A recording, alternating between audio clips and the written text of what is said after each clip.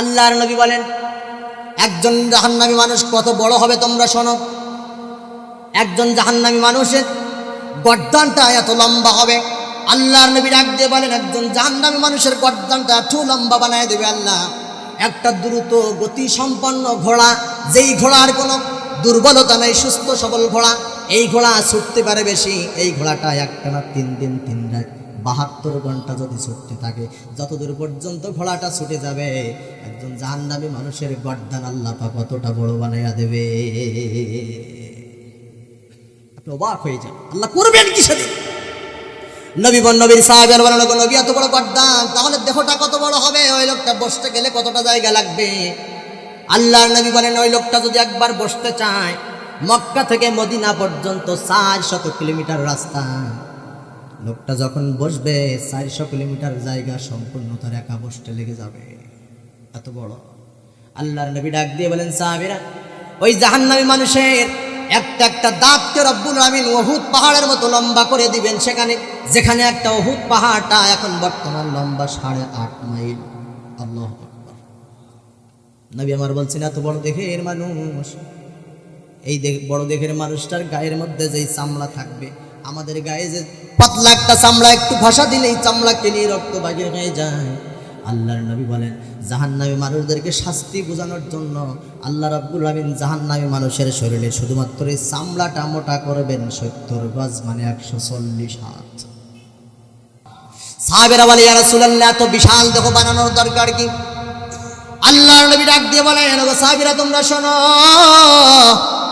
এই যে ছোট্ট মানুষ আর জাহান্নামের যে আগুন, জাহান্নামের আগুন এত ভয়ঙ্কর, এত ভয়ঙ্কর। এই জাহান্নামের আগুন, জাহান্নামকে আল্লাহ যখন বানাইলেন 1000 বছর তাপ দিলেন, জাহান্নামের আগুনটা আগুনের রং পরিবর্তন করে সাদা হয়ে গেছে। আবার আরো 1000 বছর তাপ দিলেন, জাহান্নামের আগুনটা আবার একটু লাল আকার ধারণ করেছে। আবার 1000 বছর, মোট 3000 বছর জাহান্নামের আগুনটা তাপ দেওয়ার পরে আল্লাহর নবী বলেন জাহান্নামের আগুনটা আগুনের আকার নাই, জাহান্নামের আগুনটা পুড়ে কয়লার মতো কালো হয়ে গেছে। কালো আগুন জাহান্নামের ভিতর থেকে বাহির হয়। আল্লাহর নবী ডাক দিয়ে বলেন সাহাবীরা এই ছোট্ট দেহের মানুষ জাহান্নামের ওই কালো আগুনের মধ্যে ফেলার সাথে সাথে ভাজি হয়ে যাবে, যন্ত্রণা অনুভব করতে পারবে না, এজন্য তার অপরাধ পরিমাণ শাস্তি যেন অনুভব করতে পারে। আল্লাহর নবী ডাক দিয়ে বলেন জাহান্নামের ভিতরে একজন মানুষকে যখন ফেলে রাখা হবে, হঠাৎ করে জাহান্নামীরা চিৎকার করবে পানি পানি পানি। তৃষ্ণার নিবারণ করা যায় না, কলিজা ফেটে যায়, আল্লাহর কাছে দোয়া করতে থাকবে আল্লাহ পানি দাও। রাব্বুল আমিন জাহান্নামীদের চিৎকার শুনে জাহান্নামী মানুষগুলো হঠাৎ করে দেখবে জাহান্নামের মাথার উপরে কালো মেঘ জমা হয়েছে। জাহান্নামী মানুষগুলোর মনের ভিতরে একটু আশার সঞ্চার জন্মাবে। জাহান্নামী মানুষরা চিন্তা করবে আল্লাহ মনে হয় একটু বৃষ্টি দেবেন। কিছুক্ষণের মধ্যে আল্লাহ বৃষ্টি দেবেন ঠিকই, কিন্তু নবী বলেন এই বৃষ্টিটা এমন এসিড বৃষ্টি হবে, শরীরের মধ্যে বৃষ্টির ফোঁটা লাগার সঙ্গে সঙ্গে এত বিশাল দেহের মানুষটা মুহূর্তের মধ্যে সমস্ত মাংসগুলো শরীর থেকে খসে পড়ে হাড় হাড্ডিগুলো আবার বেরিয়ে যাবে।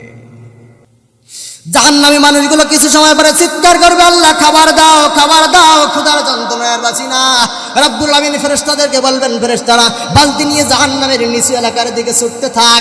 আর নিচু এলাকায় দেখবি এই জাহান্নামী মানুষগুলোর শরীর থেকে রক্ত মাংসগুলো পচে পচে পুষ পানি হয়ে জাহান্নামের নিচু এলাকায় জমাট হয়ে গেছে।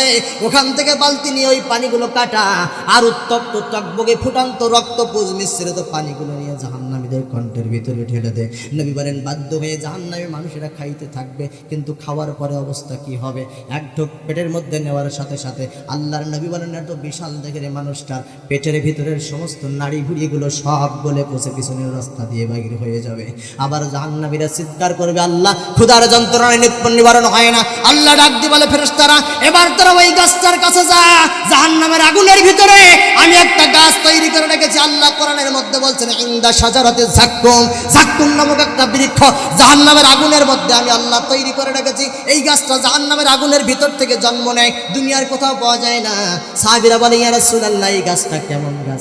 আল্লাহর নবী বলেন জাক্কুম বৃষ্টটা হাতের মধ্যে চাপ দিয়া এক ফোঁটা রস নিয়ে যদি কেউ উপর থেকে জমিনের উপরে ছেড়ে দিত, গোটা পৃথিবীর জমিনে ওই এক ফোঁটা ওই গাছের রসের কারণে বিষাক্ত এতটা হয়ে যেত আল্লাহর দুনিয়া, গোটা পৃথিবীতে একটা জীবিত প্রাণী দুনিয়ার থাকতে পারতো না। আল্লাহর নবী বলেন জাহান্নামীরা যখন খাইতে চাইবে কলসের পরে কলস এমন বিষাক্ত জাক্কুম নামক বৃক্ষের রস গেলে গেলে জাহান্নামীদেরকে খাওয়ানো হবে। বলেন নাউজুবিল্লাহ। আল্লাহ আমাদেরকে মাফ করুক, বলেন আমিন। আওয়াজ দিয়ে পড়েন না সুবহানাল্লাহ। আমার কলিজার ভাইরা, আল্লাহর নবী ডাক দিয়ে বলেন অপর দিকে এই কবর এমন একটা জায়গা, কবর এমন একটা ঘর, এই ঘরের ভিতরে কোনো মানুষকে কোনো বান্দাকে যখন রেখে দেওয়া হয়, মুনকার নবীরের প্রশ্নের জবাব দিতে যে বান্দা যখন ধরা খেয়ে যায়, মুনকার নবীরের প্রশ্নের জবাব দিতে যে বান্দা যদি আটকে যায়, বান্দা যদি বিপদগ্রস্ত হয়ে যায়, ওই বিপদগ্রস্ত অবস্থায় বান্দার প্রথম নাম্বার আযাব আল্লাহ রাব্বুল আলামিন ফেরেশতাদের মধ্যে দিতে থাকে। বলেন নাউজুবিল্লাহ। ফেরেশতার মাধ্যমে প্রথম নাম্বার আযাব আপনার শুরু হয়ে যাবে। শোনেন সেই আযাব কেমন। আমার কলিজার ভাইরা, আমার দিকে কান লাগান। কবর এমন একটা জায়গা, এমন একটা ঘর, মুনকার নকিরের প্রশ্নের জবাব দিতে যে যদি আপনি আটকে যান, আপনি যদি বাধাগ্রস্ত হয়ে যান, ক্ষতিগ্রস্ত হয়ে যান, আল্লাহ রাব্বুল আলামিনের নবী বলছেন মুনকার নকির কবর থেকে বেরিয়ে যাওয়ার সঙ্গে সঙ্গে কবরের একটা দুইটা পাশ তো একই নিকটবর্তী বান্দার দুই পাশের সাথে দুইটা পাশ দুইটা কিনারা লেগে থাকে। আল্লাহর নবী বলছেন এরপরেও কবরটা আরো জড়সড় হয়ে আসবে, বান্দাকে এমন জোরে চেপে ধরবে, বান্দার এক পাশের পাঁজরের হাড়গুলো আরেক পাশের ভিতর দিয়ে এমনিভাবে ভেদ করে বেরিয়ে যাবে। বলেন নাউজুবিল্লাহ। আল্লাহ আমাদের হেফাজত করুক, বলেন আমিন। জোরে চাপ মারবে। আরেকটা হাদিসে আসছে কবর সবাইকে চাপ দেবে, ইমানদারকেও চাপ দেবে, বেঈমানকেও চাপ দেবে। বলতে পারেন এই যে কষ্টকর চাপ, এই চাপ বেঈমানদেরকে দিবে আবার ইমানদারকে দেবে, আশ্চর্য ব্যাপার। তাহলে আমাদের ইমান, এর কারণে আমরা কোথায় যাবো? আমরা কি করবো? এত ইমান, এত পরহেজগার হয়েও যদি কবর চাপ দেয়, আফসোসের কোনো কারণ নেই। একটা বাচ্চা যখন দুষ্টুমি করে দুইভাবে বাবা মা তারে শাসন করে। এক নাম্বার হল জোরে একটা থাপ্পড় দিয়ে তাকে শাসন করে, আবার অপরাধের মাত্রা কম হলে, আমলটা ভালো হলে, বাচ্চাটা ভালো হলে বাচ্চাটার মাথায় হাত দিয়ে একটু লাগিয়ে দেয়, বলে বাবা ভালো করেছিস, বলে না? বলে কি না? আল্লাহর নবী বলছেন একজন মুমিনকেও কবর চাপ দেবে, বেঈমানকেও কবর চাপ দেবে, কিন্তু চাপের ভিতরে পার্থক্য হলো বেঈমানকে সারা জীবনের মজা খাওয়ানোর জন্য চাপ দেবে, কবরের ভিতরে কলিজা ফোটা চিৎকার করতে থাকবে, কিন্তু ইমানদারকে কবর দুই পাশ থেকে মাটিটা এসে শরীরের সাথে একটু মোলাকাত করবে আরামের সাথে। বলেন সুবহানাল্লাহ, সুবহানাল্লাহ। আনন্দ দেওয়ার জন্য ইমানদারদেরকে কবর একটু মোলাকাত করবে, শরীরের সাথে একটু লাগবে। আমার কলিজার ভাইয়েরা, এই কবরের ভিতরে মানুষ থাকবে, প্রথম নাম্বার শাস্তি, দুই পাশ থেকে কবর তাকে চেপে ধরবে, এরপরে আযাবের পরে আযাব। কবরের ভিতরে এক নয় দুই নয় 70টা পর্যন্ত সাপ আল্লাহ রাব্বুল আলামিন কবরের ভিতরে ছেড়ে দিবেন। একটা সাপের বর্ণনা হাদিস দিয়ে নবীজি বুঝাইছেন, ওই সাপগুলোর বিষটা এত বেশি হবে, ওই সাপ কবর থেকে মাথা উঁচু করে জমিনের উপরে মুখটা বাগির করে দিয়া একটা মাত্র নিঃশ্বাস যদি জমিনের উপরে একবার মাত্র ছাড়ত, গোটা পৃথিবী এত বিষাক্ত হয়ে যেত, কিয়ামত পর্যন্ত গোটা পৃথিবীতে আর কোনো জায়গায় সবুজ উদ্ভিদ জন্ম নিত না। এই সাপ কয়টা? 70টা। কয়টা? 70টা। একজন ফেরেশতা আসবে, বিশাল বড় দরমুজ হাতুড়ি দিয়া মাথার মধ্যে আঘাত করবে, 70 গাছ পর্যন্ত মাটির নিচে চলে যাবে, ওখান থেকে টান মেরে উঠাইয়া আবার পিটানো। আল্লাহ আমাদের হেফাজত করুক, বলেন আমিন। আমার কলিজার ভাইয়েরা, এইভাবে চলতে চলতে কিয়ামত পর্যন্ত বান্দাকে কবরের ভিতরে আযাব দেওয়া হবে। হঠাৎ করে দেখবে ইসরাফিল আলাইহিস সালাতু ওয়াস সালাম সিংহার মধ্যে ফুঁক দিয়ে দিয়েছে, চতুর্দিকে কবর থেকে মানুষগুলো উঠে দৌড়ানি শুরু করছে। হাসরের ময়দানে সবাই সমবেত হচ্ছেন। আশ্চর্য ব্যাপার, নবীজি বলেন এই যে মানুষগুলো হাসরের ময়দানে দিক বিদিক ছুটোছুটি করবে, কোটি কোটি মানুষ, গোটা পৃথিবীটাকে আল্লাহ রাব্বুল আলামিন একটা রুটির মতো বানিয়ে ফেলবেন, এত বড় বিশাল ময়দান হবে। একবারে আদম আলাইহিস সালাতু ওয়াস সালাম থেকে শুরু করে নিয়ে কিয়ামতের আগ পর্যন্ত সব মানুষ সেই ময়দানে থাকবে। আল্লাহু আকবার। আল্লাহর নবী বলেন, আশ্চর্য ব্যাপার হলো এই ময়দানের মধ্যে এত মানুষ থাকবে, সমস্ত মানুষ থাকবে উলঙ্গ, কারো শরীরের মধ্যে বিন্দু পরিমাণ কাপড় থাকবে না। আয়েশা রাদিয়াল্লাহু তাআলা আনহা বলেন, ইয়া রাসূলুল্লাহ, আমাদেরকে একটু লজ্জা লাগবে না, শরম লাগবে না? আল্লাহর নবী ডাক দিয়ে বলেন, আয়েশা রে, শুনে রাখো, ওই সময় অবস্থা আল্লাহ পাকের মেজাজ এত গরম থাকবে, এত শক্ত, এত ভয়ঙ্কর মেজাজ থাকবে, হাসরের ময়দানের তাপমাত্রা এত বেশি হবে, এত যন্ত্রণাদায়ক হবে। ওই যন্ত্রণাদায়ক জায়গার ভিতরে মানুষগুলো চতুর্দিকে ছুটোছুটি করতে থাকবে, পুরুষ মহিলা একই সঙ্গে ছুটবে, সবাই উলঙ্গ, কিন্তু কেউ কারোর দিকে তাকানোর মতো টাইম পাবে না, সবাই নাফসি নাফসি করে ডাকবে। আজকে আবার কি হবে? আদম নবী বলবে নাফসি, ইব্রাহিম নবী নাফসি, মুসা নবী নাফসি, সব নবী নাফসি নাফসি করতে থাকবে। শুধুমাত্র একজন পয়গম্বর নবী মুহাম্মদুর রাসূলুল্লাহ, জোরে পড়েন সাল্লাল্লাহু আলাইহি ওয়াসাল্লাম, আপনার আমার কলিজার নবী মাকামে মাহমুদে সিজদায় পড়ে ওই নবীর মুখে শুধুমাত্র আলাদা একটা বলি থাকবে, সেটা থাকবে ইয়া উম্মতি, ইয়া উম্মতি। আল্লাহ, আজকে আমার উম্মতের কি হবে? উম্মতের চিন্তায় আমি আজকে থেমে থাকতে পারি না। এই হাসরের ময়দানে কোটি কোটি মানুষ, আল্লাহ পাক ফেরেশতা, একজন ফেরেশতাকে ডাকবেন, রব্বে কারীম ডাক দিয়ে বলবেন, ফেরেশতারে, আজকের এই হাসরের ময়দান থেকে এমন একটা বেঈমানকে ধর। গুরুত্বপূর্ণ কথা, মনোযোগ দিয়ে শোনেন। এমন একটা কাফেরকে ধর, বেঈমানকে ধর, জুলুমবাজকে ধর, যার আমল নামায় কিচ্ছু নাই, কিন্তু দুনিয়ায় সব নিয়ামত আমি তাকে দিয়েছিলাম, বাড়ি দিয়েছিলাম, গাড়ি দিয়েছিলাম, নারী দিয়েছিলাম, ক্ষমতা দিয়েছিলাম, কোনো কিছুর কমতি তার ছিল না, কিন্তু আমলের পাল্লায়, নেকির পাল্লায় কিচ্ছু নাই। এমন একটা বেঈমানকে ধরে নিয়ে আল্লাহর ফেরেশতারা এমন একজন মানুষকে ধরে নিয়ে আসবেন। ধরে নেন, ফেরাউনকে ধরবেন। আবার বলেন না যে হাদিস কোথায়, কিছুক্ষণের জন্য ধরে নেন যে ফেরাউনকে ধরবেন।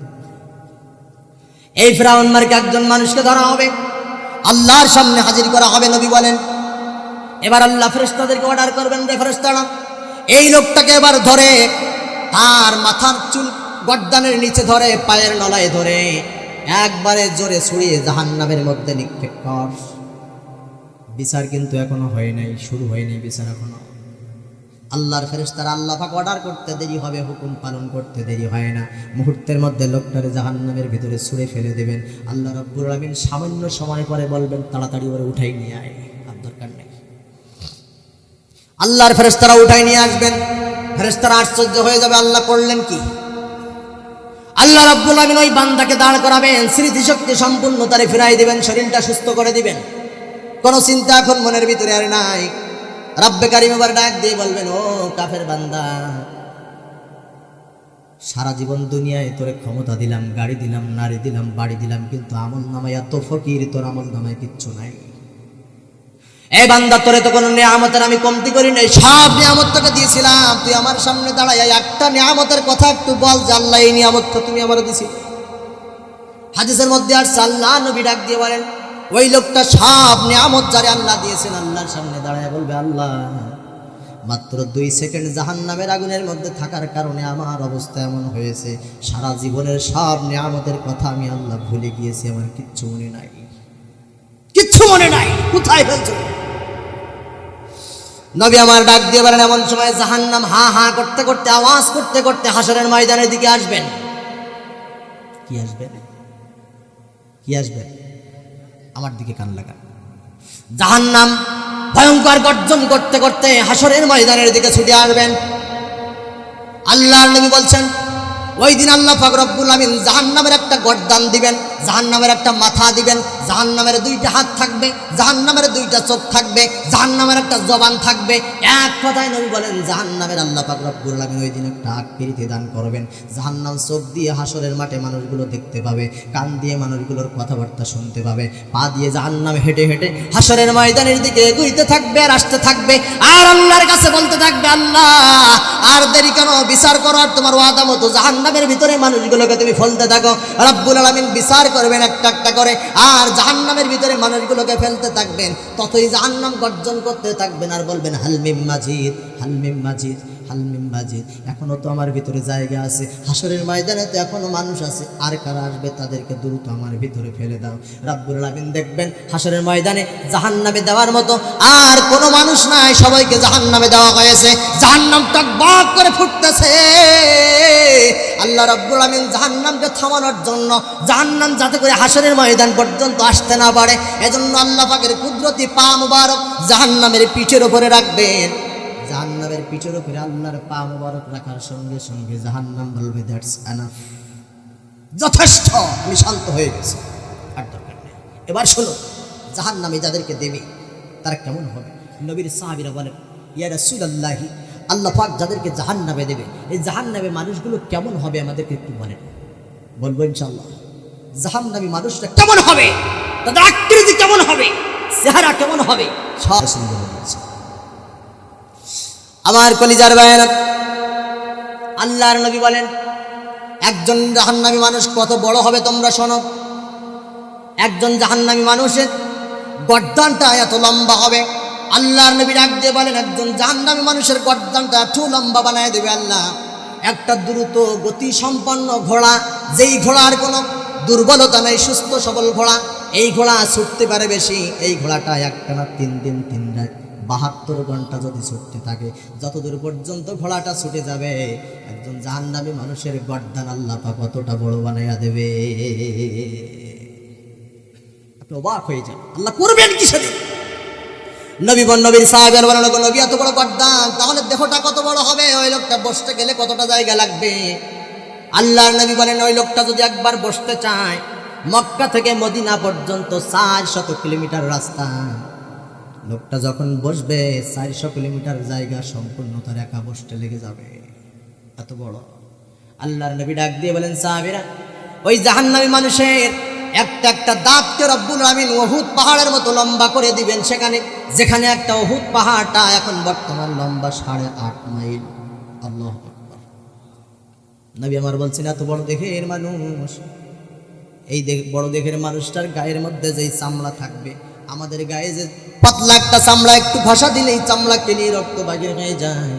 আল্লাহর নবী বলেন জাহান্নামী মানুষদেরকে শাস্তি বোঝানোর জন্য আল্লাহ রাব্বুল আমিন জাহান্নামী মানুষের শরীরে শুধুমাত্র এই চামড়াটা মোটা করবেন 70 গজ, মানে 140 হাত। অবাক হয়ে যাবে, কি বানাবেন আল্লাহ পাক। নবী বলছেন একজন জাহান্নামীকে আল্লাহ পাক ফেরেশতারা ধরে যখন জাহান্নামের ভিতরে ফেলে দেবে, জাহান্নামী ব্যক্তি জাহান্নামের আগুনে পড়ার সাথে সাথে তেলের কড়াইয়ের ভিতরে যেমন পোকা পড়লে সাথে সাথে ভাজি হয়ে যায়, এত বিশাল দেহের মানুষ মুহূর্তের মধ্যে ভাজি হয়ে যায়। কলিজার ভাইরা আমার, নবী বলছেন এত বিশাল দেহের মানুষটা জাহান্নামের ভিতরে যখন ফেলা হবে, ওই জাহান্নামী ব্যক্তির জিহ্বাটা মুহূর্তের মধ্যে বাহির হয়ে যাবে। ওই জিহ্বাটা লম্বা হবে 2 ফারসাক, যেখানে 1 ফারসাক সমান নবীজি হিসাব দিয়েছেন 3 মাইল। তো 3 মাইল যদি হয়, একজন জাহান্নামী বান্দার ভিতর থেকে জিহ্বাটা বাহির হবে, জিহ্বাটা লম্বা হবে 6 মাইল পর্যন্ত। বলেন আল্লাহু আকবার। সাহাবেরা বলে ইয়া রাসূলুল্লাহ, এত বিশাল দেহ বানানোর দরকার কি? আল্লাহর নবী ডাক দিয়ে বলেন, ওগো সাহাবীরা তোমরা শোনো, এই যে ছোট্ট মানুষ আর জাহান্নামের যে আগুন, জাহান্নামের আগুন এত ভয়ঙ্কর, এত ভয়ঙ্কর। এই জাহান্নামের আগুন, জাহান্নামকে আল্লাহ যখন বানাইলেন 1000 বছর তাপ দিলেন, জাহান্নামের আগুনটা আগুনের রং পরিবর্তন করে সাদা হয়ে গেছে। আবার আরো 1000 বছর তাপ দিলেন, জাহান্নামের আগুনটা আবার একটু লাল আকার ধারণ করেছে। আবার 1000 বছর, মোট 3000 বছর জাহান্নামের আগুনটা তাপ দেওয়ার পরে আল্লাহর নবী বলেন জাহান্নামের আগুনটা আগুনের আকার নাই, জাহান্নামের আগুনটা পুড়ে কয়লার মতো কালো হয়ে গেছে। কালো আগুন জাহান্নামের ভিতর থেকে বাহির হয়। আল্লাহর নবী ডাক দিয়ে বলেন, সাহাবীরা, এই ছোট্ট দেহের মানুষ জাহান্নামের ওই কালো আগুনের মধ্যে ফেলার সাথে সাথে ভাজি হয়ে যাবে, যন্ত্রণা অনুভব করতে পারবে না। এজন্য তার অপরাধ পরিমাণ শাস্তি যেন অনুভব করতে পারে, যার কারণে এত বিশাল দেহ আল্লাহ রাব্বুল আলামিন বানাবেন। তারপরে এত বিশাল দেহ জাহান্নামের আগুনের ভিতরে ফেলার সাথে সাথে মুহূর্তের মধ্যে শরীর থেকে সব মাংসগুলো খসে পড়ে এত বিশাল দেহের শুধুমাত্র কঙ্কাল কাটামটা বাগির হয়ে যাবে। আল্লাহর নবী ডাক দিয়ে বলেন জাহান্নামের ভিতরে একজন মানুষকে যখন ফেলে রাখা হবে, হঠাৎ করে জাহান্নামীরা চিৎকার করবে, পানি পানি পানি। তৃষ্ণার নিবারণ করা যায় না, কলিজা ফেটে যায়, আল্লাহর কাছে দোয়া করতে থাকবে, আল্লাহ পানি দাও। রব্বুল আমিন জাহান্নামীদের চিৎকার শুনে জাহান্নামী মানুষগুলো হঠাৎ করে দেখবে জাহান্নামের মাথার উপরে কালো মেঘ জমা হয়েছে। জাহান্নামী মানুষগুলোর মনের ভিতরে একটু আশার সঞ্চার জন্মাবে। জাহান্নামী মানুষরা চিন্তা করবে আল্লাহ মনে হয় একটু বৃষ্টি দেবেন। কিছুক্ষণের মধ্যে আল্লাহ বৃষ্টি দেবেন ঠিকই, কিন্তু নবী বলেন এই বৃষ্টিটা এমন অ্যাসিড বৃষ্টি হবে, শরীরের মধ্যে বৃষ্টির ফোঁটা লাগার সঙ্গে সঙ্গে এত বিশাল দেখে মানুষটা মুহূর্তের মধ্যে সমস্ত মাংসগুলো শরীর থেকে খসে পড়ে হাড় হাড্ডিগুলো আবার বেরিয়ে যাবে। এই বৃষ্টি আসলে বৃষ্টি না। জাহান্নামী মানুষগুলো কিছু সময় পরে চিৎকার করবে আল্লাহ খাবার দাও, খাবার দাও, ক্ষুধার যন্ত্রণায় আর বাঁচি না। রব্বুল আমিন ফেরেশতাদেরকে বলবেন ফেরেশতারা বালতি নিয়ে জাহান্নামের নিচু এলাকার দিকে ছুটতে থাক। আর নিচু এলাকায় দেখবি এই জাহান্নামী মানুষগুলোর শরীর থেকে রক্ত মাংসগুলো পচে পচে পুষ পানি হয়ে জাহান্নামের নিচু এলাকায় জমাট হয়ে গেছে। ওখান থেকে বালতি নিয়ে ওই পানিগুলো কাটা আর উত্তপ্ত টকবগে ফুটান্ত রক্ত পুষ মিশ্রিত পানিগুলো নিয়ে জাহান্নামীদের কণ্ঠের ভিতরে ঢেলে দেয়। নবী বলেন বাধ্য হয়ে জাহান্নামী মানুষেরা খাইতে থাকবে, কিন্তু খাওয়ার পরে অবস্থা কি হবে? এক ঢোক পেটের মধ্যে নেওয়ার সাথে সাথে আল্লাহর নবী বলেন এত বিশাল দেখে মানুষটার পেটের ভিতরের সমস্ত নাড়ি ভুড়িগুলো সব গলে পচে পিছনের রাস্তা দিয়ে বাইরে হয়ে যাবে। আবার জাহান্নামীরা চিৎকার করবে আল্লাহ ক্ষুধার যন্ত্রণায় নিবারণ হয় না। আল্লাহ ডাক দিয়ে বলে ফেরেশতারা এবার তোরা ওই গাছটার কাছে যা, জাহান্নামের আগুনের ভিতরে আমি একটা গাছ তৈরি করে রেখেছি। আল্লাহ কোরআনের মধ্যে বলছেন ইনদা শাজারাতে যাক্কুম, যাক্কুম নামক একটা বৃক্ষ জাহান্নামের আগুনের মধ্যে আমি আল্লাহ তৈরি করে রেখেছি। এই গাছটা জাহান্নামের আগুনের ভিতর থেকে জন্ম নেয়, দুনিয়ার কোথাও পাওয়া যায় না। সাহাবীরা বলে ইয়া রাসূলুল্লাহ এই গাছটা কেমন গাছ? আল্লাহর নবী বলেন যাক্কুম বৃক্ষটা হাতের মধ্যে চাপ দিয়া এক ফোঁটা রস নিয়ে যদি কেউ উপর থেকে জমিনের উপরে ছেড়ে দিত, গোটা পৃথিবীর জমিনে ওই এক ফোঁটা ওই গাছের রসের কারণে বিষাক্ত এতটা হয়ে যেত আল্লাহর দুনিয়া, গোটা পৃথিবীতে একটা জীবিত প্রাণী দুনিয়ার থাকতে পারতো না। আল্লাহর নবী বলেন জাহান্নামীরা যখন খাইতে চাইবে কলসের পরে কলস এমন বিষাক্ত যাক্কুম নামক বৃক্ষের রস গেলে গেলে জাহান্নামীদেরকে খাওয়ানো হবে। বলেন নাউযুবিল্লাহ। আল্লাহ আমাদেরকে মাফ করুক, বলেন আমিন। এবার একটু আশার কথা শুনে আমি শেষ করে দেবো। কষ্ট হচ্ছে আপনাদের? কষ্ট হচ্ছে? আমি শেষ করে দেবো, আর বেশিক্ষণ কথা বলবো না ইনশাআল্লাহ। কলিজার ভাইরা আমার, এবার একটু আশার কথা শুনে। আল্লাহর কোরআন এমন কোরআনে আল্লাহ যেখানে জাহান্নামের কথা একাধারে বলেছেন মানুষ যেন হতাশ না হয়ে যায়। কিছু দূর যাওয়ার পরে আল্লাহ আবার জান্নাতের কথা বলে মানুষকে সান্ত্বনা দিয়েছে। সুবহানাল্লাহ, সুবহানাল্লাহ। আল্লাহ রাব্বুল আমিন মালিক ফেরেশতাকে ডাকবেন। এই ফেরেশতা হলো জাহান্নামের রক্ষী ফেরেশতা, পাহারাদার। মালিক ফেরেশতাকে ডাক দিবেন আল্লাহ পাক। আল্লাহ বলবে মালিক রে, এই মালিক ফেরেশতা এমন ফেরেশতা আল্লাহ রাসূল যখন মেরাজে গেছেন সব ফেরেশতারা আল্লাহর নবীর সাথে সুন্দরভাবে কথা বলেছেন, মোলাকাত করেছেন, সালাম বিনিময় করেছেন, মুস্কি হাসি দিয়ে কথা বলেছেন। কিন্তু মালিক ফেরেশতার সাথে যখন দেখা হলো আল্লাহর নবী সালাম দিলেন, কিন্তু মালিক ফেরেশতা মুস্কি হাসিও দিলেন না, সালামের জবাবটাও ভালো করে দিলেন না। নবী জিব্রাইলের কাছে প্রশ্ন করে জিব্রাইল রে কারণ কি রে? সব ফেরেশতা আমাকে দেখে হাতে হাত দেওয়া সালাম দেওয়ার জন্য পাগল হয়ে যায়, কিন্তু মালিক ফেরেশতা কি এমন কাজ করলো আমার সাথে একটু মুস্কি হাসি দিয়েও কথা বলে না?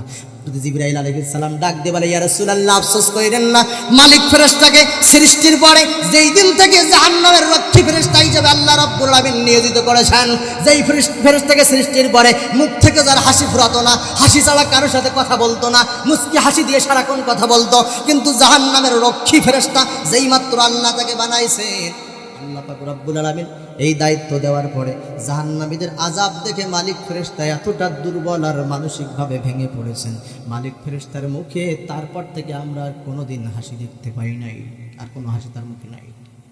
এই মালিক ফেরেশতাকে আল্লাহ ডাকবেন, ডাক দিয়ে বলবেন মালিক রে জাহান্নামের দিকে যা, আর তাকিয়ে তাকিয়ে দেখ কোন মানুষগুলো জাহান্নামের ভিতরে আমি আল্লাহর নামে জিকির করতেছে। বলেন আল্লাহু আকবার, লিল্লাহি তাকবীর। মালিক রে যা যা জাহান্নামের ভিতরে যা, তাকায় তাকায় দেখ কোন মানুষগুলো আমি আল্লাহর নামের জিকির করতেছে। মালিক ফেরেশতা জাহান্নামের ভিতরে চলে যাবে, প্রত্যেকটা অলিগলি প্রত্যেকটা কর্নার খুঁজবেন। আল্লাহ রাব্বুল আলামিন বলেন মালিক রে যারা দেখবি আল্লাহর নামের জিকির করতেছে ওদেরকে খুশির সংবাদ শোনায়া দে, ওদের সাজা শাস্তি খাটার পরে আমি আল্লাহ রাব্বুল আলামিন ওদেরকে মাফ করে দিয়েছি। এবার একটু জোরে বলেন সুবহানাল্লাহ। ওদের শাস্তি শেষ হয়ে গেছে, আমি ওদেরকে সাধারণ ক্ষমা করে দিয়েছি। মালিক ফেরেশতা বলবেন ও জান্নাতি জাহান্নামী বান্দারা তোমরা যারা আল্লাহ আল্লাহ জিকির করতেছ তোমরা সকলে চলে যাও, আল্লাহ তোমাদেরকে মাফ করে দিয়েছে। সুবহানাল্লাহ। মানুষগুলো একে একে দৌড়াইতে থাকবে জাহান্নাম থেকে বাহির হওয়ার জন্য। সব চলে গেছে। আল্লাহ ডাক দিবেন, মালিক রে জাহান্নামের ভিতরে আর কেউ কি আছে? আমি আল্লাহকে ডাকতেছি। মালিক ফেরেশতা বলবেন, আল্লাহ আর কেউ নাই। আল্লাহ বলবে, আমি শুনতেছি। আমার কোন পাগলটা এখনো জাহান্নামের ওই গর্তের মধ্যে বসে বসে আমি আল্লাহকে আল্লাহ বলে ডাকতেছে, যা ওকেও জাহান্নাম থেকে উঠাই নিয়ে আয়। মালিক ফেরেশতা যাবেন, খুঁজে পাবেন না, আবার আসবেন, আল্লাহ কেউ তো নাই। আবার আসবেন, 3 বার যাবেন, 3 বার আসবেন। আল্লাহ ধমক দিয়ে বলবেন, মালিক রে কেমন তুমি জাহান্নাম চিনো? আমি এখান থেকে শুনতে পাচ্ছি কোন গোলামটা যেন আমাকে আল্লাহ আল্লাহ বলে ডাকতেছে। মালিক ফেরেশতা যাবেন, এবার দেখবেন একজন মানুষ জাহান্নামের পোড়া কয়লার ভিতরে একবারে অনেকগুলো ভিতরে যারা দেখা যায় না, এত বিশাল দেখের মানুষ, কয়লার আগুনের ভিতর থেকে আল্লাহর নামের জিকিরের আওয়াজ আসতেছে। সুবহানাল্লাহ। মালিক ফেরেশতা তার হাত দিয়ে জাহান্নামের আগুনটা সরাবেন, আর বিশাল দেখের মানুষটাকে সংবাদ দিবেন, সবাই চলে গেছে, আল্লাহ তোকেও মাফ করে দিয়েছে। জাহান্নামী যারা স্থায়ীভাবে, তারা তো জাহান্নামের ভিতরে আছে, যাদেরকে মাফ করে দিয়েছে সবাই চলে গেছে। তুইও দৌড়া যদি জাহান্নাম থেকে বাঁচতে চাস। আল্লাহর নবী বলেন, এই বিশাল দেখের মানুষটা জাহান্নাম থেকে বাঁচানোর জন্য দৌড়াইতে থাকবে, কিন্তু ওঠার শক্তি নাই। আগুনের মধ্যে পড়তে পড়তে এত জর্জরিত হয়ে গেছে, উঠেও দাঁড়াইতে পারে না। নবী বলেন, মালিক ফেরেশতা ঘাড়ের মধ্যে হাতটা লাগায়া জাহান্নামী মানুষটাকে একটু বসাই দেবেন। লোকটা হাঁটতে পারবে না। নবী বলেন, ছোট্ট বাচ্চা হাঁটতে শেখার আগে যেমন হামাগুড়ি দিয়ে ব্যাক সাইড পিছনে লাগিয়ে ধরে ধরে আস্তে আস্তে করে সামনের দিকে এগিয়ে যায়, নবী বলেন এই বিশাল দেহের মানুষটা হাতটা দিয়ে হামাগুড়ি দিতে দিতে ব্যাক সাইডটা পিছনে মাটিতে লাগায়া আস্তে আস্তে করে জাহান্নাম থেকে বাহির হবেন। আল্লাহর ফেরেশতা বলবেন, ওই যে জান্নাত দেখা যায় বান্দা, তোর জন্য আল্লাহ ওই জান্নাতে জায়গা রেখে দিয়েছে। লোকটা দৌড়াইতে থাকবে, এবার জান্নাতের দরজায় যাবে। জান্নাতের রক্ষী ফেরেশতারা বলবে, এখানে তোমার জায়গা নাই, কারণ এত পোড়া কয়লার মতো চেহারার মানুষ আল্লাহ রাব্বুল আলামিন এই জান্নাতে জায়গা দিবেন না। লোকটা আবার বলবে, তুমি কেন আমাকে বাধা দাও? আমার আল্লাহ কিন্তু আমাকে পারমিশন দিয়েছেন। বলেন আল্লাহু আকবার। একথা শোনার পরে জান্নাতের রক্ষী ফেরেশতা ভীতু হয়ে যাবে, ডাক দিয়ে বলবে, ও জাহান্নামী বান্দা, এবার তুমি তাহলে চলে যাও। জান্নাত আর জাহান্নামের মাঝখানে দেখো নাহরুল হায়াত নামক একটা নহর আছে, একটা পানির নহর। এই পানির মধ্যে যে একটা তুমি ডুব মারো, তোমাকে আল্লাহ জান্নাতে যাওয়ার জন্য উপযুক্ত করে দিবেন। লোকটা ওখানে চলে যাবে, এই পোড়া কয়লার মতো বিশাল দেহ নিয়া ওই পানির মধ্যে নাহরুল হায়াতের মধ্যে যেই মাত্র ডুব মারবে, নবীজি সুন্দর উদাহরণ দিচ্ছেন, ড্রেনের পাশে নালার পাশে যেই ঘাসটা জন্ম নেয়, ওই ঘাসটা শুকনা জায়গার চেয়ে একটু তাজা থাকে, ঠিক না? ওই লোকটা ওই পানির মধ্যে ডুব দিয়ে উঠার সাথে সাথে তরতাজা হয়ে যাবে। ঈসা নবীর মতো 33 বছর বয়সের একটা চাঁদের মতো চেহারার যুবক আল্লাহ বানায়া দেবে। এবার লোকটা জান্নাতে চলে যাবে, চতুর্দিকে ঘোরাঘুরি করতে থাকবে, কই আমার জান্নাত, কই আমার জান্নাত। আল্লাহ রাব্বুল আলামিন বলেন, আল্লাহর নবী বলছেন, জান্নাতের ভিতরে একজন মানুষকে আল্লাহ যেই বাড়িগুলো দিবেন বান্দাকে, ওই বাড়িটা সবচেয়ে ছোট যে বাড়িটা হবে, নবী তুলনা করেছেন দুনিয়ার জমিনে 100 তলা বাড়ির মতো সমান সবচেয়ে ছোট বাড়ি। সুবহানাল্লাহ। এই বাড়িটা জান্নাতি পাথর দিয়ে তৈরি, জান্নাতি মেশকা আম্বর দিয়ে তৈরি। এই একটা ইট স্বর্ণের থাকবে আর একটা ইট রূপের থাকবে। এইভাবে রব্বুল আমিন সুন্দর করে এই ঘরটাকে, বিল্ডিংটাকে সাজায়া বান্দার কাছে তুলে দিবেন। আল্লাহর নবী ডাক দিয়ে বলেন, এই জান্নাতটা এমন জান্নাত, তুমি জান্নাতের দরজায় না যাওয়া পর্যন্ত তোমার জান্নাতের দরজা আর কেউ খুলতে পারবে না। ইনটেক্ট জান্নাত পাবে তুমি। আল্লাহ রাসূল একদিন হযরত ওমর রাদিয়াল্লাহু তাআলা আনহুকে ডাকছেন, ওমর, আমি স্বপ্ন দেখছি আমি জান্নাতের পাশ দিয়ে হেঁটে বেড়াচ্ছি, হঠাৎ করে আমি তাকিয়ে দেখি একটা জান্নাতের দরজার গায়ে লেখা আছে ওমর তোমার নাম। বলেন সুবহানাল্লাহ। হযরত ওমর ডাক দিয়ে বলে, ইয়া রাসূলুল্লাহ, বলেন আমার জান্নাতটা কেমন? আল্লাহর নবী বলে, ওমর, আমি তোমার জান্নাতটা দেখেছি, কিন্তু তোমার জান্নাতে আমি প্রবেশ করি নাই। তার কারণ কি?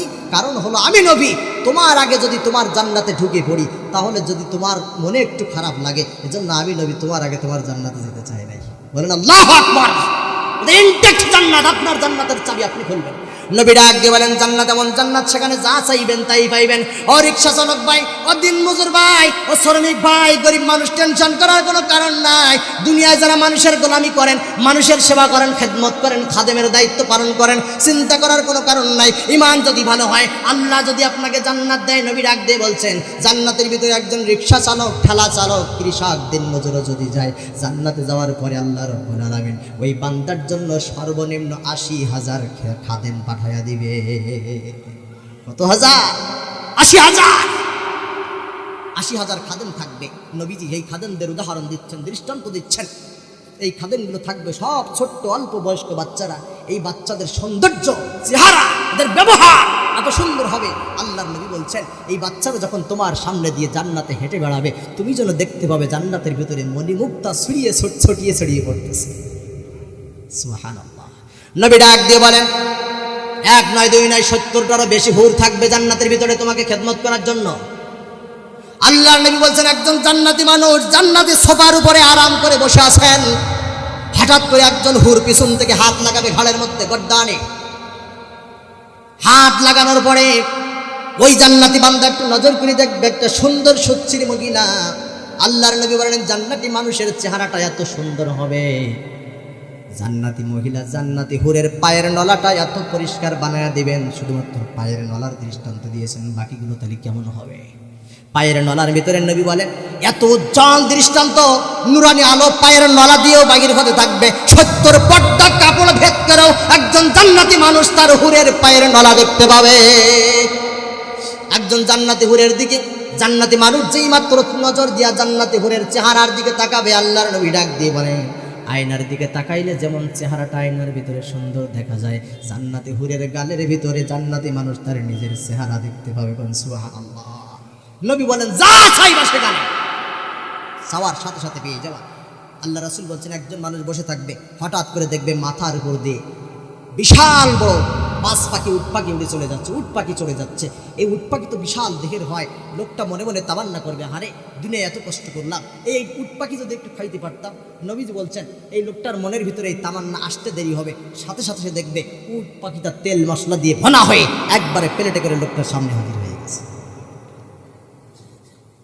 লোকটা দম করে সব কিছু খাবে, কিন্তু আশ্চর্য হয়ে যাবে শেষে যেই হাড় হাড্ডিগুলো রেখে দেবে, ওই হাড় হাড্ডি হঠাৎ করে দেখবে একটা হাড়ের গায়ে আরেকটা হাড় জোড়া লেগে গেছে। উট পাখিটা চোখের সামনে আবার জিন্দা হয়ে উড়ে চলে যাচ্ছে। সুবহানাল্লাহ। একজন জান্নাত পিপাসু সাহাবী বলছে ইয়া রাসূলুল্লাহ, আমার তো একটু ঘোড়া চড়ার শখ আছে, আল্লাহ কি জান্নাতের ভিতরে আমাকে ঘোড়া দিবে? আল্লাহর নবী বলেন ঘোড়া চড়ার শখ তোমার আছে, আমি আগে তোমার জন্য দোয়া করি আল্লাহ তোমাকে জান্নাত দিক। বলেন সুবহানাল্লাহ। চাইলো কি ঘোড়ায় চড়তে, আল্লাহর নবী দোয়া করছে আল্লাহ তোমার জান্নাত দিক। এরপরে বলছে তোমাকে আল্লাহ জান্নাত দেওয়ার পরে তুমি আল্লাহকে বলবা ও আল্লাহ আমাকে এমন একটা ঘোড়া দাও যেই ঘোড়াটা দুনিয়ার ঘোড়ার মতো রক্তে মাংসে তৈরি হবে না, লাল ইয়াকুত পাথর দিয়ে তৈরি করা একটি ঘোড়া হবে। এই ঘোড়াটা জান্নাতের ভিতরে 2টা পাখা দিবা, আমি গোটা জান্নাতটা ঘুরে ঘুরে দেখবো, তুমি দেখবা তুমি আল্লাহর কাছে চাইতে দেরি হবে, আল্লাহ দেখবার সাথে সাথে লাল ইয়াকুত পাথরের 2টা পাখাওয়ালা ঘোড়া তোমার পাশে হাজির করে দিয়েছে। ওই ঘোড়ার পিঠে বসে গোটা জান্নাত তুমি ঘুরে ঘুরে দেখতে পারবে। বলেন সুবহানাল্লাহ। এই জান্নাত আমরা চাই কি চাই না? কথা বলেন চাই কি চাই না? জান্নাত চাইতে গেলে জান্নাতে যাওয়ার মতো কাজ করার দরকার আছে না নাই? আছে না নাই? এবার দেখবেন কিছু লোক কিন্তু হাঁটবে, এরা ইসলামের দুশমন, আর যেই মাত্র দেওয়ার সময় আসে সে এরা কেটে পড়ে। দেখেন পাশ থেকে কোনটা হচ্ছে। কলিজার ভাইরা, জান্নাতে যাওয়ার সর্বোচ্চ মাধ্যম হলো আপনি নিজের জন্য যেটা নিজে করে যাবেন ওইটাই আপনার জন্য থাকবে, ঠিক না? আমি মরে যাব, আমার পরে আমার সন্তানেরা দান সাদকা করবে, তাই সেই সব নিয়ে আমি জান্নাতে যাব, এটা কি সম্ভব? করলেও করতে পারে, না করলেও না করতে পারে। এজন্য আল্লাহ রাসূল বলছেন নিজে যেটা করবা জান্নাতে যাওয়ার জন্য ওইটাই তোমার জন্য স্থায়ী। আর এই করার পরিমাণটা যদি তোমার একটু বেশি হয়ে যায়, আল্লাহ রাব্বুল আলামিনের দয়াটা বেশি হয়ে যাবে। আল্লাহ তোমাকে এই সামান্য জিনিসটা পাথর বানিয়ে কুলসিরাতের কুলটা পার করে 90,000 বছরের রাস্তা বিদ্যুৎ গতিতে পার করে তোমাকে জান্নাত পর্যন্ত পৌঁছে দেবে। বলেন সুবহানাল্লাহ, সুবহানাল্লাহ। দুনিয়ায় আপনি 90,000 বছর নয়, 90 কিলোমিটার রাস্তা যাইতে গেলে খরচ আছে না নাই? আছে না নাই? কিন্তু জান্নাতে যাওয়ার জন্য 90,000 বছরের রাস্তা আল্লাহ পার করবে সামান্য কিছুর বিনিময়ে। আল্লাহ রাসূল বলেন, কোনো বান্দা জীবনে বেঁচে থাকতে সক্ষমতা থাকতে এই পথেও যদি তার পরকালের জন্য আল্লাহর কাছে পৌঁছাই দিতে না পারে, ওই দিন যদি বিপদে পড়ে যায়, হতাশাগ্রস্ত হয়ে যায়, ওই বিপদ থেকে বাঁচানোর মতো কেউ থাকবে। একটা মাত্র নেকির জন্য সন্তান বাবার কাছে যাবে, আব্বা এত ভালোবাসতেন, একটা নেকি দেন। আব্বা বলবে আমার কোনো সন্তান ছিল না। মায়ের কাছে যাবে, মা বলবে কে তুমি, আমি তো চিনি না তোমারে। কয়টা নেকি? একটা নেকির জন্য।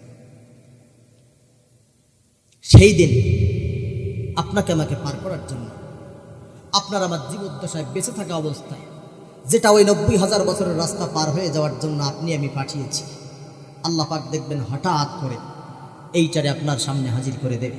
আপনি অবাক হয়ে যাবেন যে এত কিছু আমি কখন করেছিলাম। আমার জুমা মসজিদে আমি মাঝে মধ্যে বলি, আমরা গ্রামের মধ্যে গ্রামের মহিলারা দেখি লক্ষ্মী ঘট বলে, চাষি ব্যাংক বলে, আছে না অনেক, 5 টাকা 2 টাকা 5 টাকা করে রাখে, এক সময় ভাঙলে সেটা অনেক টাকা হয়ে যায়। আমার জুমা মসজিদে আমি বলি প্রতি সপ্তাহে জুমার দিনে আপনারা যে 2 টাকা 10 টাকা করে দিচ্ছেন, হাসরের ময়দানে অবাক হয়ে যাবেন। 60 বছরের জীবনে সামান্য 2 টাকা 4 টাকা করে দিয়ে পাহাড় সমপরিমাণ সম্পদ হয়ে গেছে। আরে এই 2-5 টাকার বিনিময়ে আজকে আমি জান্নাতে চলে যাচ্ছি।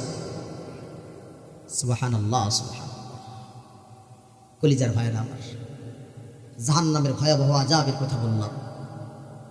দুনিয়ায় আপনি 10 তলা বাড়ি রেখে গেছেন, আপনার সন্তান ভালো পথে ব্যবহার করলে আপনি সওয়াব পাইতে পারেন, যদি খারাপ পথে ব্যবহার করে এর বিনিময়ে আপনি গুনাহ অর্জন করবেন, কবরের শাস্তি হবে, আযাব হবে। এজন্য আসুন নিজে যতটুকু পারি ইসলামের জন্য, কোরআনের জন্য, শুধু তাই নয় জাহান্নাম থেকে বাঁচার জন্য, জান্নাতে যাওয়ার জন্য আমরা সবাই ইসলামকে সহযোগিতা করতে চাই। কারা কারা চাই দুটি হাত তুলে মহান মালিককে দেখিয়ে দেন। কারা কারা চাই? সবাই চাই ইনশাআল্লাহ। লিল্লাহি তাকবীর, লিল্লাহি তাকবীর। সম্মানিত ভাইরা, অনেক অতিথিবৃন্দ এসে গেছে, আমি অত্যন্ত খুশি হয়েছি।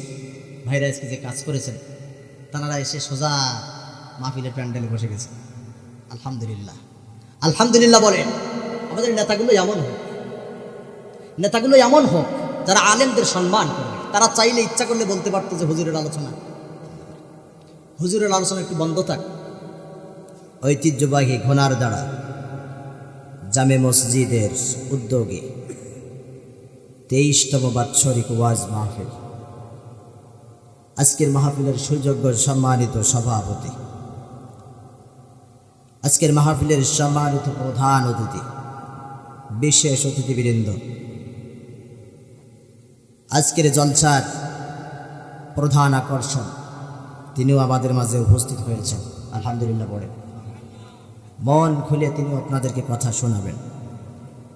আমার শান্ত সামনে উপবিষ্ট দিনদার পরহেজগার মুত্তাকি ভাই ও বাবাজিরা, পর্দার অন্তরালে অবস্থানরত আমার সেনেগের মায়েরা বোনেরা, আলোচনার শুরুতে দোয়া নেওয়ার জন্য আবারও জানাচ্ছি সালাম, আসসালামু আলাইকুম ওয়া রাহমাতুল্লাহি ওয়া বারাকাতুহু। কেমন আছেন আপনারা? সবাই ভালো আছেন? হ্যাঁ, আমার তো চিনেন সবাই নাকি? আলহামদুলিল্লাহ, রানিং 4 বছর। শুকরিয়া মহান আল্লাহ সুবহানাহু ওয়া তাআলা, যে মহান আল্লাহ তাআলা আমাকে একাধারে 4 বছর একই ময়দানে কবুল করেছেন। আপনারা শোনার জন্য 4 বছরই আমাকে দেখতেছেন, কথা শুনতেছেন ইনশাআল্লাহ।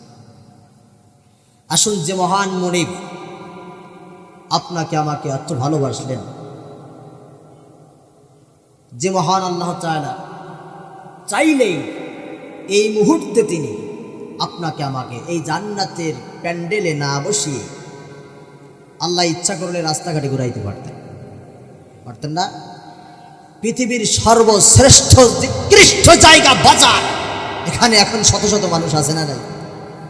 আল্লাহ চাইলে এই উৎকৃষ্ট জায়গা বাদ দিয়ে ওই নিকৃষ্ট জায়গায় আপনাকে আমাকে রাখতে পারতেন। কিন্তু আল্লাহ পাক মাঝে মধ্যে কিছু নমুনা দেখান। আল্লাহ রাসূল সাল্লাল্লাহু আলাইহি ওয়াসাল্লাম বলেছেন, পৃথিবীর মধ্যে 2টা জায়গা আছে, একটা জায়গা সবচেয়ে শ্রেষ্ঠ উত্তম জায়গা, আর একটা জায়গা হলো সবচেয়ে নিকৃষ্ট জায়গা। শ্রেষ্ঠ জায়গা কোনটা? যেটা ভালো জায়গা, মসজিদ, মাদ্রাসা, কোরআনের মাহফিল, এগুলো উত্তম জায়গা। আর নিকৃষ্ট জায়গা কোনটা? সবাই বলেন, বাজার। আল্লাহ পাক কিছু নমুনা দেখিয়ে দেন। কিছু নমুনা দেখান। সেই নমুনাটা কেমন? উৎকৃষ্ট জায়গাগুলোতে মাঝে মধ্যে আল্লাহ তাআলা উৎকৃষ্ট মানুষদেরকে বসায়, আর নিকৃষ্ট জায়গার মধ্যে আল্লাহ পাক বাছাই করে নেওয়ার জন্য নিকৃষ্ট মানুষগুলো দিয়ে বাজার ভরপুর করে দেয়। আজকে অসংখ্য মানুষ বাজারে ঘুরতেছে, জাতির উৎকৃষ্ট সন্তানগুলো কোরআনের মাহফিলে বসে গেছে। আলহামদুলিল্লাহ পড়েন, আলহামদুলিল্লাহ পড়েন। আল্লাহ রাসূলের হাদিস অনুযায়ী এখানে যারা আছে তারা উৎকৃষ্ট, সর্বশ্রেষ্ঠ। যারা বাজারে আছে ওরাই সমাজের ইতর, নিকৃষ্ট, বেঈমান, মুনাফিক। যেখানে কোরআনের আলোচনা চলে পাশে বাজারও থাকে, কোনো ইমানদার, কোনো মুত্তাকি, কোনো উৎকৃষ্ট মানুষ এই কোরআনের মাহফিল, জান্নাতের বাগিচা রেখে বাজারে ঘুরতে পারে। এরপরেও যদি কপাল পড়া জাতি ঘরে ঘুরুক, আমি বলি মরার আগে একটা নারকেল গাছ থেকে ঝাঁটা কেটে একটা লম্বা ঝাঁটা বানাই রাখিস, কবরের মধ্যে ওইটা দিতে বলিস, মন কারণে বিরাই, সেজন্য প্রথম ওইটা দিয়ে তোরে বিটাইতে পারে। আমার আর কিছু বলার নাই। আল্লাহ কবুল করে বলেন আমিন। আমরা শুকরিয়া করি যে মহান আল্লাহ তাআলা আমাদেরকে কবুল করেছেন, এই জান্নাতি প্যান্ডেলে বসার মতো সুযোগ করে দিয়েছেন।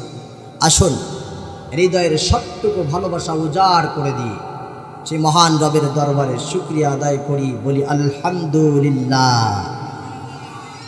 আরো একটু আওয়াজ দিয়ে বলেন, যারা রাস্তাঘাটে বাজারে আছে ওরা শুনুক, বলেন আলহামদুলিল্লাহ।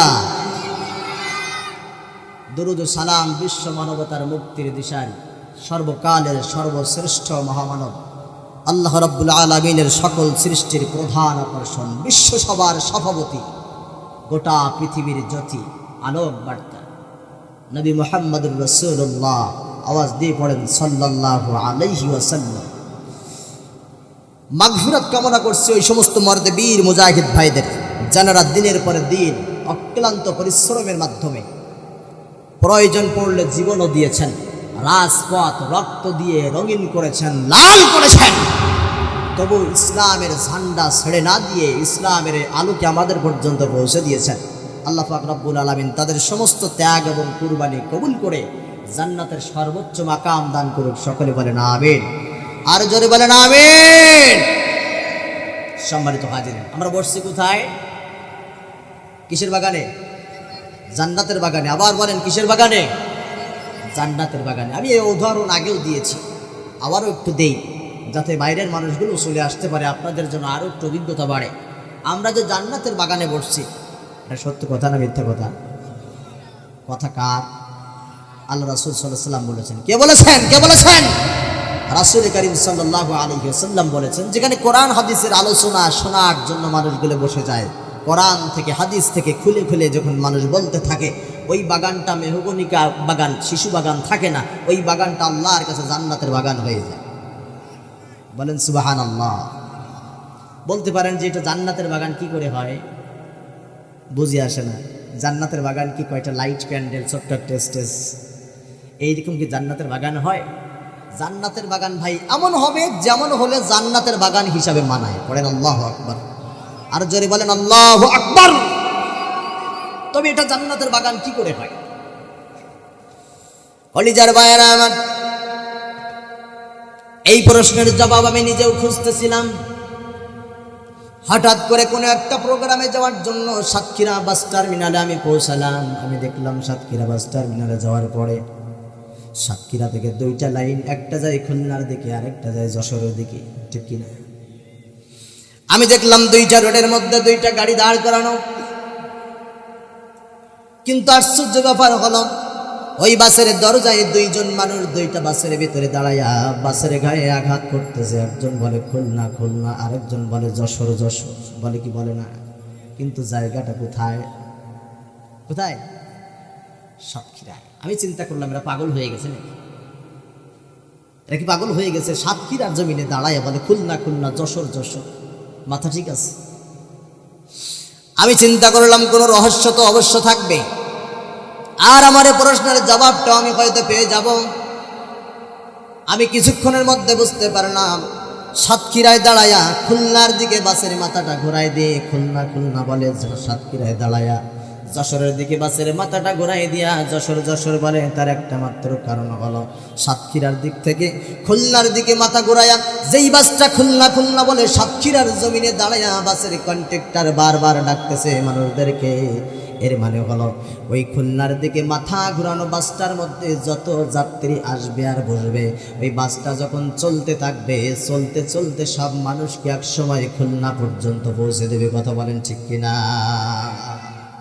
ওদেরকে খুলনায় পৌঁছে দেবে। মানে হালফার কন্ট্রাক্টর বুঝাতে যায়, ভাই রে খুলনা বলি বলে এটাই খুলনা না, এর মানে হলো এই বাসের মধ্যে যারা আসবে আর বসবে এটা চলতে চলতে এক সময় এটাকে খুলনা পর্যন্ত পৌঁছে দেবে।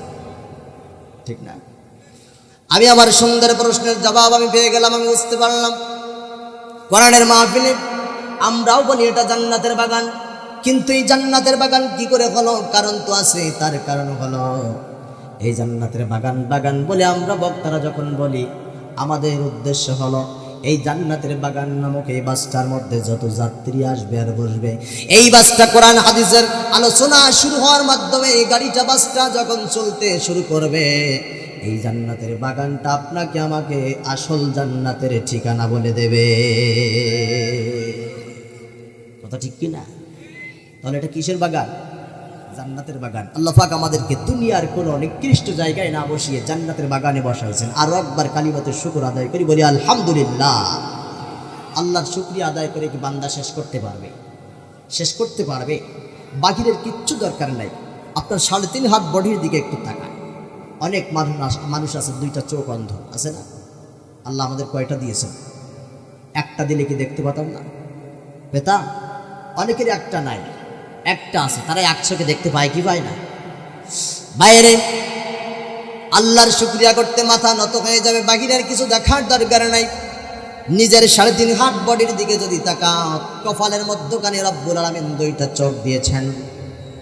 আল্লাহ রাব্বুল আলামিন চাইলে এক এক বান্দাকে একটা করে দিতে পারতেন।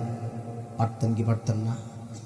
একটা করেও দিলে দিতে পারতেন, কিন্তু আল্লাহ দেখলেন যেই বান্দাকে এত মহব্বত করে এত আদর করে আমি আল্লাহ বানাইলাম, ওই বান্দাকে যদি আমি একটা চোখ দেই, একটা চোখ কোনো কারণে যদি নষ্ট হয়ে যায়, বান্দা আমার সুন্দর পৃথিবী সুন্দর নিয়ামত দেখা থেকে বঞ্চিত হয়ে যাবে। এজন্য আমি আল্লাহ রাব্বুল আলামিন আমার নিয়ামত দেখা থেকে আমার বান্দারা যেন বঞ্চিত না হয়ে যায়, এজন্য আমি আল্লাহ রাব্বুল আলামিন একটা দিলে দিতে পারতাম, কিন্তু দেইনি, ডবল পাওয়ার দিয়েছি। একটা যদি বান্দার নষ্ট হয়ে যায়, আর একটা চোখ দিয়ে আমার নিয়ামত দেখে দেখে যেন আমার শুকরিয়া আদায় করতে পারে। আচ্ছা, চোখের মর্ম কত বেশি! যার চোখ আল্লাহ পাক একটাও দেন নাই, তার কাছে শুনবেন, বাইরে একটা চোখের মূল্য কত? লোকটা বলবে যে সারা পৃথিবীর সব কিছু যদি আমার নামে থাকতো, সব কিছুর বিনিময়ে আল্লাহ যদি একটা চোখ আমাকে দিত, তো গোটা পৃথিবী দিয়ে দিতাম একটা চোখের জন্য। কথা ঠিক না? হ্যাঁ, না চাইতে আল্লাহ পাক দুইটা দিয়েছে। পড়েন আলহামদুলিল্লাহ। কলিজার ভাইয়েরা আমার, আল্লাহ দুইখানা হাত দিয়েছেন বডির মধ্যে। আল্লাহ চাইলে একটা হাত দিতে পারতেন। প্যারালাইজড আছে না নাই, এই কথা আল্লাহ জানে কি জানে না? রাব্বুল আলামিন দেখলেন একটা হাত বান্দারে দিলে বান্দা অস্ত্রপাতি যন্ত্রপাতি জিনিসপত্র সব কিছু ধরতে পারত, একটা হাত নিয়েও বান্দা চলতে পারত, কিন্তু প্যারালাইজড যদি ধরে ফেলে, অ্যাক্সিডেন্ট যদি হয়ে যায়, একটা হাত নষ্ট হয়ে গেলে আমার নিয়ামত ধরা থেকে বান্দা বঞ্চিত হয়ে যাবে। এজন্য একটা দিলেও বান্দার চলতো, কিন্তু আমি আল্লাহ একটা দেই নাই। বান্দার উপর ভালোবাসা দেখায়া আমি আল্লাহ রাব্বুল আলামিন ডাবল পাওয়ার দিয়ে দুইটা দিয়েছি। বলেন সুবহানাল্লাহ। বান্দার দেহের ভিতরে কিডনি আছে কয়টা? কথা বলেন কয়টা? আপনার আমার আশেপাশে অনেক মানুষ দেখতে পাবেন একটা কিডনি নিয়েও মানুষ বেঁচে থাকে কি থাকে না?